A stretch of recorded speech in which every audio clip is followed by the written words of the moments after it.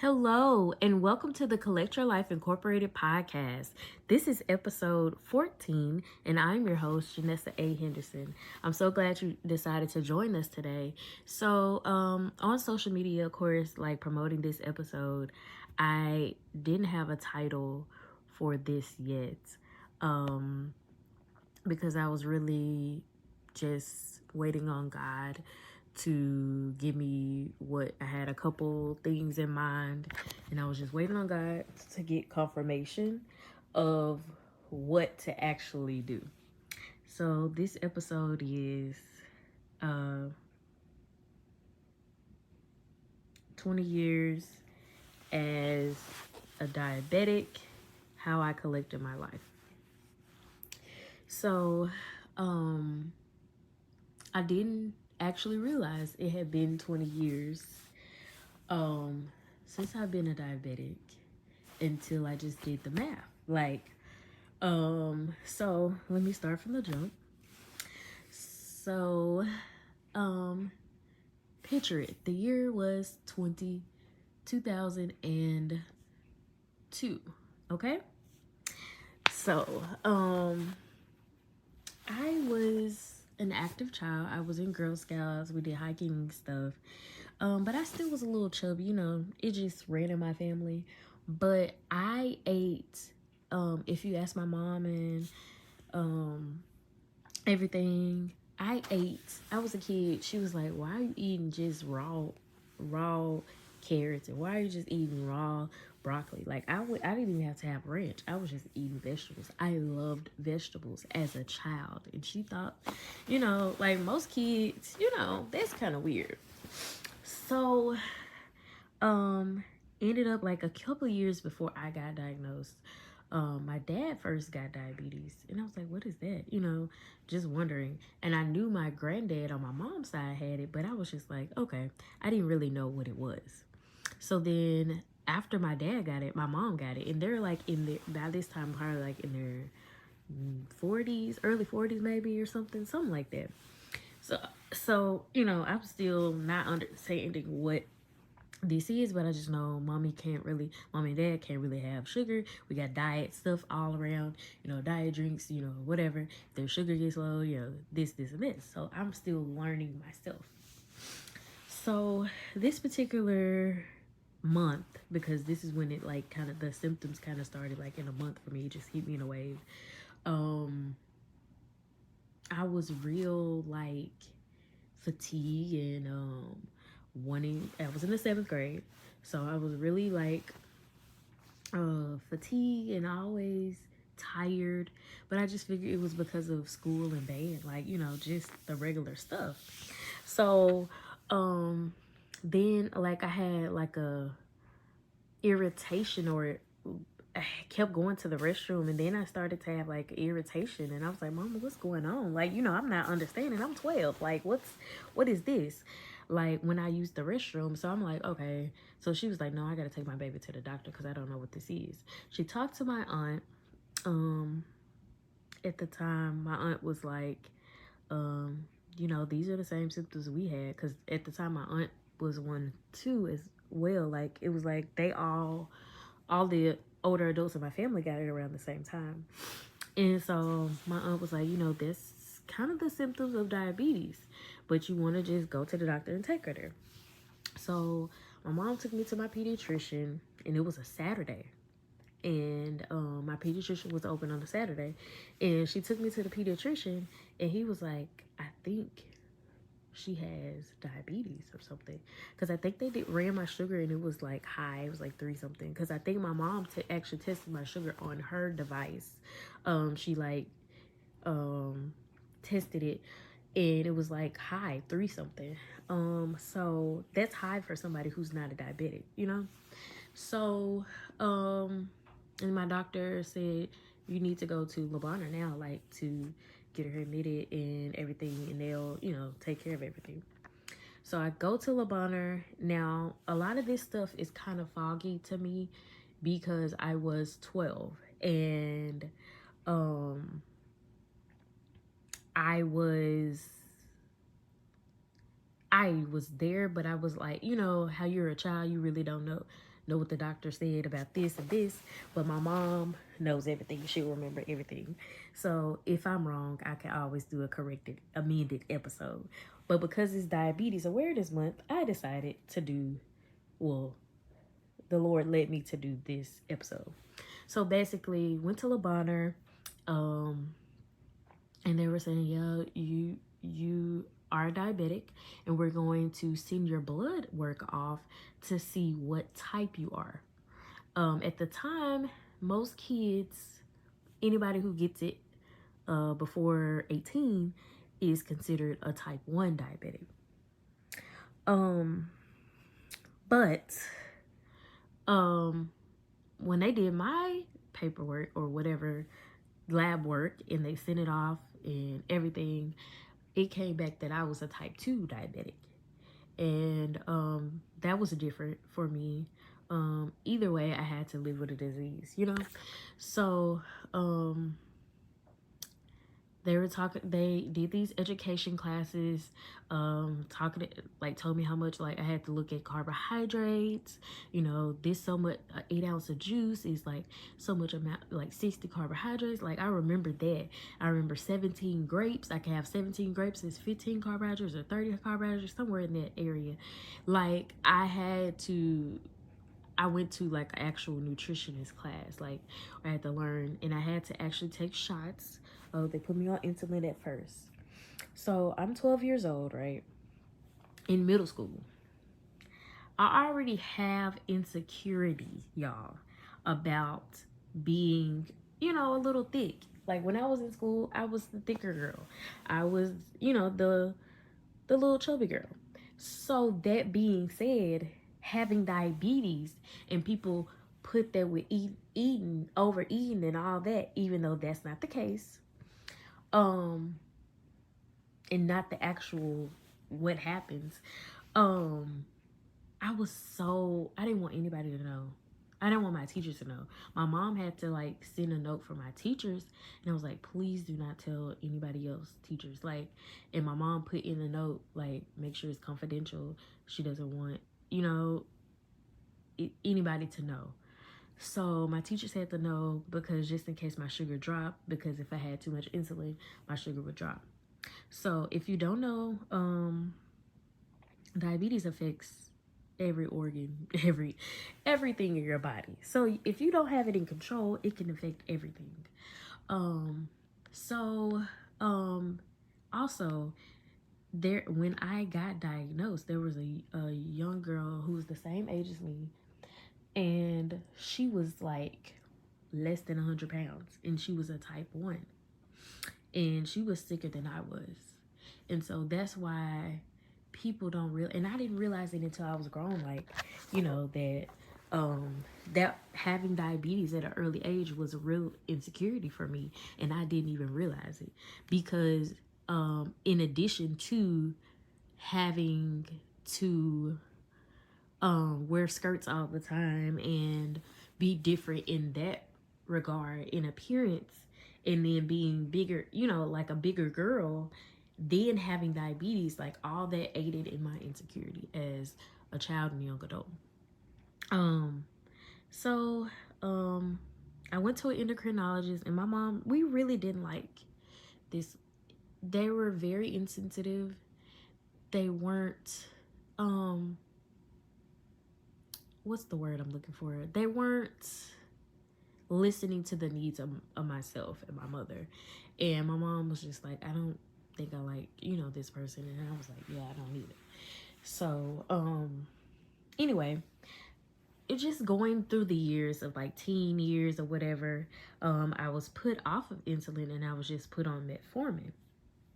And so I was just taking metformin. I could not swallow pills back when I was 12. Like, it was really hard to swallow pills for me. And so what I did was, they had, Kroger at the time would turn any pill medicine into a liquid. And so that's what I had to take my metformin in the liquid form until I learned how to swallow pills. Like, I really didn't like swallowing pills. I knew how to, like, smaller pills, fine. But the metformin pill was like a big horse pill. If you ever know, like, those big vitamins that you get That's how they metformin was back in the day. Now, and I think it still is. I don't know. So let's just, go through the teen years. Basically, I'm taking my medicine. I'm not, I'm just not really, I wouldn't say I'm not caring, but I'm trying to do my best. But I'm like, metformin by itself is not working. So then I found another doctor, another primary care doctor, because I had to graduate from my pediatrician, and she was like, well, let me put you on Actos. And so like it was like Actos plus metformin. It was like a little whatever pill, smaller pill, and I could definitely swallow it better. It was easier, and it really actually worked for me. And for a time I was doing well. So then I graduated high school, and I went off to college. Okay, so like when you're in college, it you're stressed, like you have so much stress going on. So I really didn't, I was doing my stuff, but I wasn't, if that makes sense. And so then I got to like junior year where I'm in the higher level classes. I really wasn't taking my stuff, and I didn't get to see the doctor as I wanted to because I was away at school. And then I was still, of course, on my dad's insurance, but my dad had retired the year that I went to college. So it was just hard. It was a lot. Like we had to meet a deductible with his insurance at the time. It was really, really weird. Like to go to the doctor, you have to pay so much and all this. It was just a lot. So I didn't want to put that strain on my parents. And again, I was at school, and every time I would try to come and get an appointment, I would get one, and it would be like, what yada yada yada. So it was a point where I lost weight in college. Like, I think it was around my junior year. That's where I started to lose the weight. And I really lost it going in like my senior year. And that was because my sugar, I don't even know what it was, but it was out the charts. I wasn't taking no medicine. I wasn't doing nothing. Like I was legitimately playing with death. Okay, y'all? Like when a diabetic doesn't take their medicine and everything, they get sicker and sicker. And especially if you're like I was to the point where I'm losing weight. When you're losing weight, that's when you're really doing bad. Okay? Whenever you're losing weight, well, I wouldn't say that. Let's not just put a pin there. Because sometimes when you lose weight, it's because you're doing it on your own. But for my instance, I was losing weight because I was so sick. I was literally sick. And everybody was like, oh, you look so good, yada, yada, yada.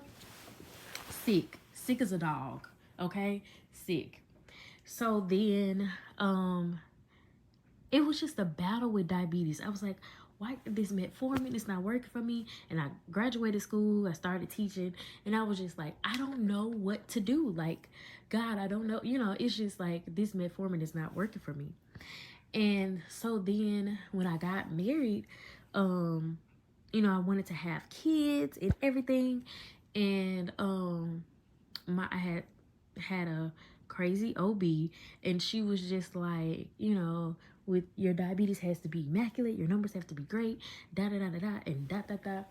And she was just really, telling me all about that. And I was like, okay, well, I got to get myself together whenever it's time for me to have a child. And then I learned to have fibroids, so that was like a stressor too. But before then, or around that same time, I was looking for an endocrinologist. I wanted a doctor who specialized in diabetes, who specialized in the endocrine system, so that it would help guide me to the right path. And so I tried a doctor. It wasn't a good fit, y'all. It was not where I was supposed to go. So then I ended up, this was like literally, I found a new OB because I had to fire the other one, and we'll talk about that on another episode. So I found my OB who delivered my baby, who's awesome. And then I had to fire my primary care doctor. So he had me back on metformin and another medicine. I think it was glimepiride. So if you're not a diabetic or you're not a medical person, you probably don't know what these terms are. But metformin is something that they push out to the Black community, just being honest, for management, or mainly, well, it's not just the Black community. They push out to any diabetic patients to try to manage. But I've learned with research in my own experience with the metformin for so long, like literally 15 years, like, or however many years. I know, what is it? It's 2022. And I stopped taking metformin in 2018. So 4 years? Yeah. So for 16 of the 20 years that I've had diabetes, baby, metformin never worked for me. It had to work, and literally I didn't in the last year of it, like 2018, 2017, I didn't even take my metformin. I was taking the smaller pill, and that was actually managing my diabetes better than, than the metformin, And then metformin, every time I took it, it made me sick. And I told my doctor, I am not taking this anymore. You can find me another medicine. I'm not taking it anymore. So he put me on insulin. And I was like, okay, that's fine. I've been on it before. Whatever I need to do to keep my diabetes under control, whatever I need to do. So basically, like I was going, okay, so along with having diabetes, okay, I'm going through stress on every side, like at work, I'm stressed at home, like just a lot of things going on, stress in my body. So I had to go to a heart doctor because I had irregular heartbeat, and just it was a lot. I had to do a stress test. Like that summer 2018 was really rough for me. And so my doctor was like, well, your ankle, he was increasing my insulin and everything, and I was swelling and had like a lot of swelling and a lot of stuff, but he never checked my heart. He never checked. They never did like when they do a physical, they usually do like an EKG, or they check your heart even if it's a pre-CP for a regular physical. And I was telling him about my chest and stuff like that, but he never did check it. So when I went to the cardiologist, they said, well, what are you on? They asked you, what you're on. And she was like, well, this is why you have the swelling in your ankles and stuff, because of the increase in insulin, because it's water retention, and you should have increased your water intake to release the water off your fluid, off of you. And it was like, wow, okay, thank you. She was like, your PCP should have told you this. And I was already irritated with him because he started not to listen to me. And I'm the patient. Like, you gotta listen to me. Like, I'm telling you the issues, that I feel like, that's another episode. Anyway, so with the diabetes, at this point, I know my sugar is out of control. Like, I know it is. And so I found a new PCP, and she recommends me to my endocrinologist, who I have now. But it's a wait list. Like, literally, she recommended me in November, or like referred me in November, and I can't see her. No, it was October. Yeah, it was earlier. It was like September, October, when I was referred to the new endocrinologist, my endocrinologist that I see now. But I couldn't get an appointment as a new patient until January. So January 2019 is when I actually get to see my endocrinologist. But in the meantime, I found out I'm pregnant. Okay, so I find out I'm pregnant in 2018, September of 2018. Okay, so I'm scrambling because my OB is like, you he did my A1C, and guess what it was? 11 point, I believe it was 11.5, 11.6, something around there. That's off the charts, okay? That's way out of whack. That's way out of control. But this particular these numbers, 10, 9, all those type of A1Cs is what I've had for years, okay? Like, it was very rare that my sugar was in control. And it wasn't because of eating habits. It was because of the metformin was not working for me. And for so long, doctors just kept me on metformin instead of listening to me and saying, I'm like, I'm throwing up, I'm doing this. And until I got grown, like, because I was a child, and like I was always told, to be respectful of doctors. But I should have spoke up for myself even when I was 18 and after. I was like, well, the doctor always knows best. I was just naive and not knowing. But no, you tell them your symptoms and they're supposed to go based on that. Metformin was literally making me sick and did not help me at all. And that was why my sugar was so under control and so crazy. So my OB, he keeps it real with me. He said, this first trimester, you got to, I'm gonna keep you on this insulin, because at first he was like, you need to see an endocrinologist. And I was like, well, I got an appointment, but it's not until January. And he was like, well, I need you to take this, this, and this. And so I was like, I prayed. I had to. I prayed anyway, because that's what I do. That's the posture that I'm in always. But I said a specific prayer.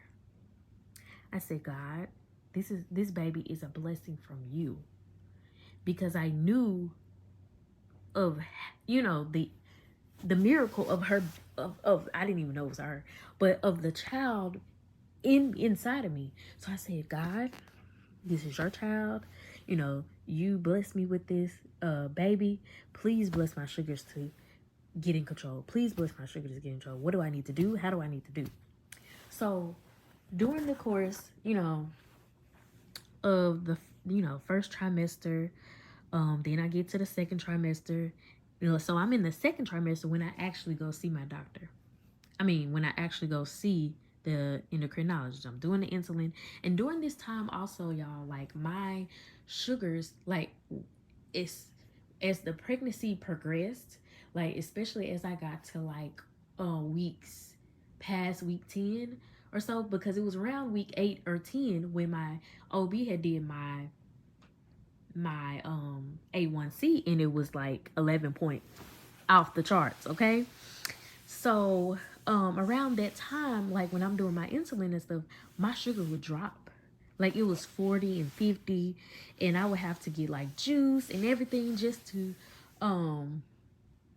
keep it up, bring it back up to what it's supposed to be. So I finally see my endocrinologist. She does my A1C January 2019, and it's 7.1.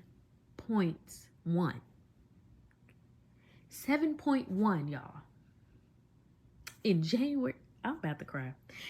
I don't think y'all heard me. 7.1 January 2019, when in October of 2018, it was 11.5. Y'all, I know that was God. I know it was him. Like, it had to be nothing but him. And so my doctor, shout out to her, I love her, she was like, okay, you're doing good, because I see what you were at, but I want you to be even lower, because we don't want your baby to have jaundice. We don't want your baby to be overweight. We want just all, everything. So she got me on this perfect thing that I love and I still have on now. A Libre sensor. So it's not an implant. So something, some diabetics have implants where it's like they they have like an insulin pump or something of the nature. This is a glucose reader. So basically it has a small needle and you just push it into your arm, and you can put your phone. I use my phone because I don't even know what the reader is. So I use my phone to check my glucose. It was so convenient for me, like especially as a pregnant woman, instead of having to sit there, take the thing out, test my sugar, all this stuff, because she said we have to see what your sugars are before you eat, after you eat, and you got to do the sliding scale. She had me on insulin and glimepiride because, well, yeah, she still had me on glimepiride because she said it's not harmful to the baby or something of that nature. But she had me on sliding scale insulin. So I was on long acting insulin, if you are a health person and you know these things. And then she had me on short insulin, like after I ate. So it was like a strict regimen. But I was like, I'm dedicated. My child is going to live. Like I had declared that when I found out I was pregnant for real. Like after I did the 4 tests at the home and I went to my doctor and I saw the baby, I was like, this baby shall live. Like I declared that over my child. And then when my stuff was 11 something, I said, no, I got to get this down because this child will live. And I cried and I prayed over my baby. So fast forward to January, she gives me all this stuff. And then when we get closer to the time, because Carrie was due, my daughter was due in June, but she wanted to come a month early. So, but it wasn't because of any complications with my diabetes. I want people to know that. Because a lot of people think, well, was it your diabetes? The reason why? No, my diabetes was in control. It wasn't an issue. But because of having diabetes, I had to see my OBG in the 3rd trimester, like two days out the week. He was like, we gonna see each other more than you gonna see anybody else. And it was like, I could describe him to a T. Like if I needed to describe him in a lineup, I could still describe him because I saw him so much. But it was because I'm a diabetic, and he was like, things can get tricky for diabetics in the latter trimester. And so my issue with my diabetes was mostly or my issue with the pregnancy was not my diabetes. It was high blood pressure. Like I developed that. And all during this time, y'all, I do want to say, in the 20 years that I've had diabetes, the only time I've had blood pressure issues was when I had my daughter. I had the blood pressure issue. I had her. She came out because I had preeclampsia. And then the blood pressure issues went away. And I thank God for it. The only thing I have is diabetes. But diabetes doesn't have control over me. God is in control of my body. He's in control of everything. So through all this, y'all, I went from 11.5 to 6 I forgot. It was 6 point something about it before I had Carrie. And then after I had Carrie, I had vision issue. Like I was already wearing glasses, but it was like I'm what's going on with my eyes, So I went to my doctor to get checked because I'm like, maybe it's because I had surgery. And my doctor kind of confirmed. He was like, you lost blood? Because it was a lot.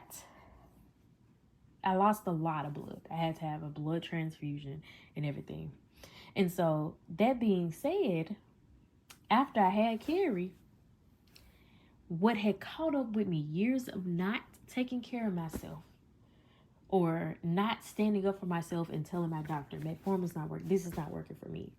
This doesn't work for me. This is, it wasn't. And the thing is, I want you to understand, I was eating well. I was actually barely eating when I was in college, but I wasn't eating crazily. I wasn't eating cakes and pies and cookies and everything. And if you know, for real nutrition, vegetables are nutrition. I mean, are carbs. So a lot of times we double up on carbs and don't realize it. And I learned it from my nutritionist. Check him out.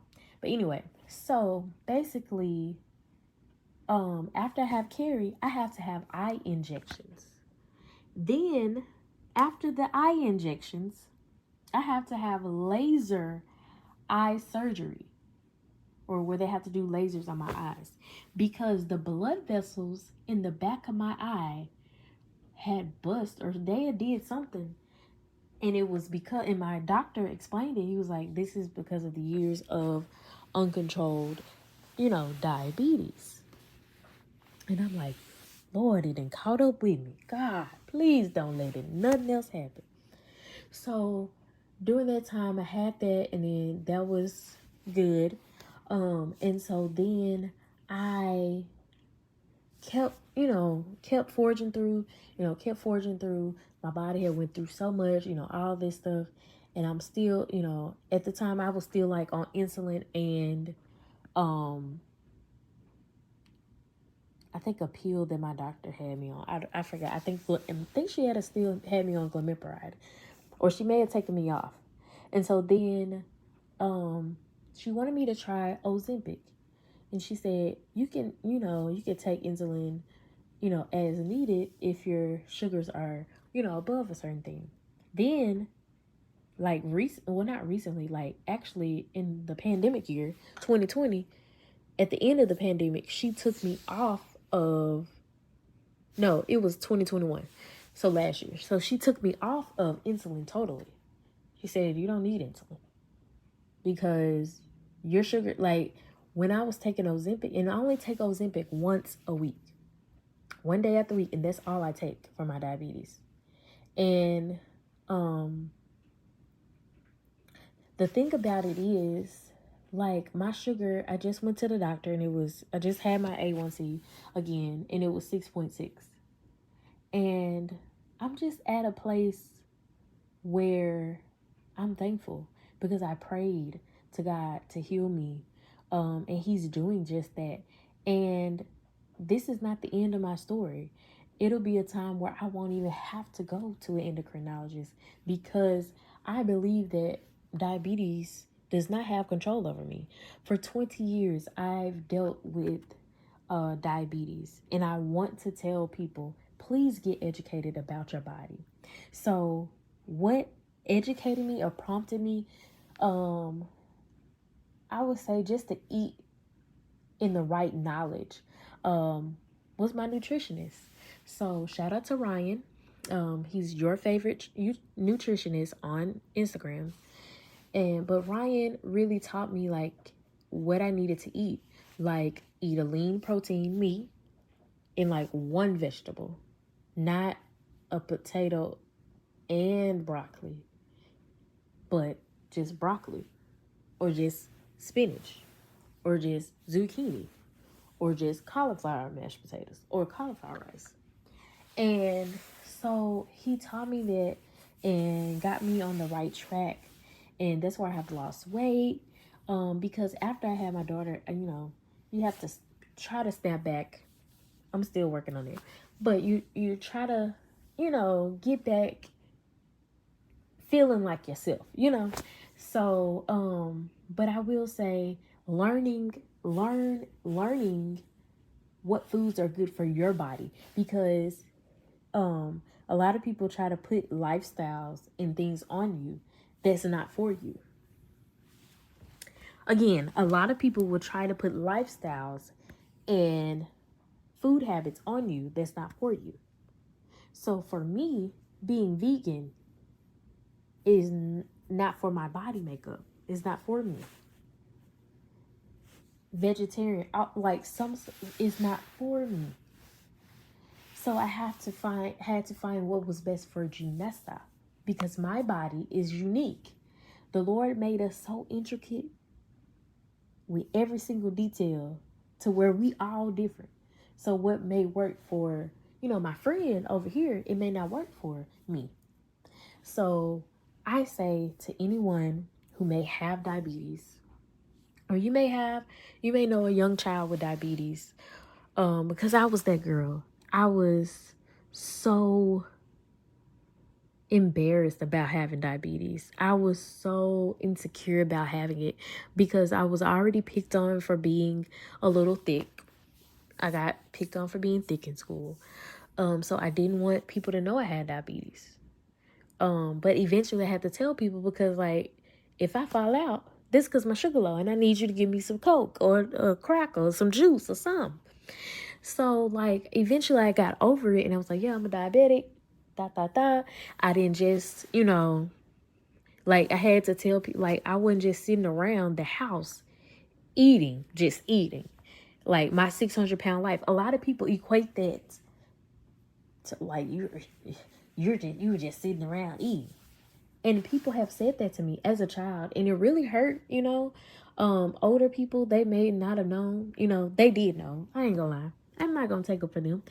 They knew, but they didn't know that they were hurting me. It was really hurtful for someone older to say, oh, it was because you just sat around eating. That's crazy for you to say that.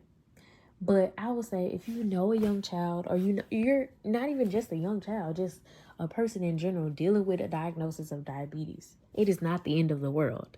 I have lived my best life, and I will continue to live my best life. Get you a team of doctors and health professionals that care about you and listen to you. That goes for anybody, whether you're a diabetic or not. Get you a team of doctors who care about you and actually listen to you. If they don't listen, there's a whole bunch of doctors who will, okay? So I had to do that. I had to fire my PCP. I had to fire my OB. I had to, recently just fire my neurologist. Had to fire 2 podiatrists before I found the one I have now. So it's like a give and take. So you have to find the right fit for you. And again, having diabetes is not the end of the world. It is not. And you can eat sweets while being a diabetic. You can eat sweets, but I wouldn't recommend eating a whole jug and gallon of ice cream. But I'm just saying, people always tell me, why don't you eat sugar-free stuff? And why don't you eat diet drinks? Firstly, for me, diet drinks make my sugar go up. And the only time I'm really going to drink a real Coke or a real Sprite is when my sugar is dropping or it's about to drop. And even then I try to do juice more than anything. But it's just, learning your body and knowing your body and praying, and God will lead you to the right people, because I know that's where God led me.